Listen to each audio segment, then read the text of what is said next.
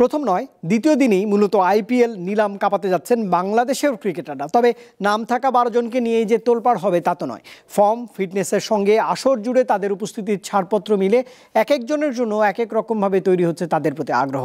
কারণ সবাইকেই সমানভাবে ছাড়পত্র দিচ্ছে না বাংলাদেশ ক্রিকেট বোর্ড বিসিবি। এক সময় আইপিএলে বাংলাদেশের পাকাপাকি সম্পর্ক ছিল সাকিব আল হাসানের মাধ্যমে, কিন্তু মাঝে একবার দল না পাওয়া আর একবার নিজেই নাম প্রত্যাহার করে নেওয়ার পর থেকেই সে সম্পর্কে ভাটা পড়েছে।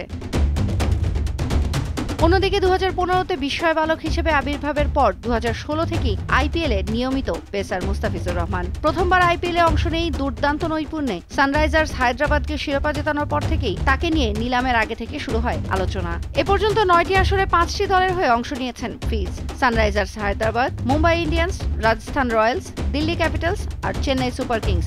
যখন যে দলে খেলেছেন সেখানেই বনে গেছেন ঘরের ছেলে। যদিও জাতীয় দলের হয়ে খেলার কারণে সব আসরে খেলতে পারেননি পুরো মৌসুম।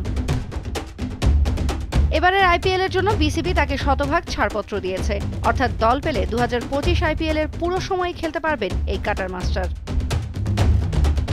একই রকম ছাড়পত্র পাচ্ছেন লেগ স্পিনার রিশাদ হোসেনও। এমনিতেই লেগ স্পিনার হওয়ায় জাতীয় দলের হয়ে সব ম্যাচে খেলা হয় না রিশাদের। এমনকি বাংলাদেশ প্রিমিয়ার লিগ বিপিএল এর গত 2 আসরে মাত্র 5টি করে ম্যাচ খেলতে পেরেছেন তিনি। তবে গেল টি20 বিশ্বকাপের পরই গোটা বিশ্বের নজরে আসেন এই লেগই। এবারের আইপিএল এর নিলামের সংক্ষিপ্ত তালিকায় নাম থাকার পরপরই বিসিবি জানিয়ে দেয় দল পেলে পুরো আসরেই খেলতে পারবেন রিশাদ। একই রকম ছাড়পত্র থাকছে সাকিব আল হাসান, শেখ মেহেদী আর তানজিম হাসান সাকিবের জন্য।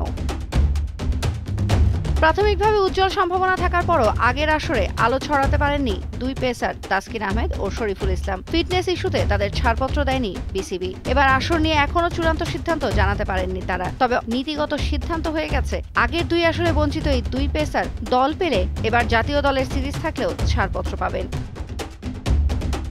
আইপিএল এর সূচির মাঝেই আগামী 15 থেকে 30 এপ্রিল জিম্বাবুয়ের বিপক্ষে টেস্ট সিরিজ রয়েছে টাইগারদের। টেস্ট দলের সদস্যদের ওই সময় জাতীয় দলে ডাক পেলে ফিরতে হবে এমন শর্ত দিয়ে ছাড়পত্র দেওয়ার সিদ্ধান্ত নিয়েছে বিসিবি। আর তাহলে মেহেদী মিরাজ, নাহিদ রানা ও লিটন দাসকে পুরো সময়ের জন্য পাবে না কোনো আইপিএল দল।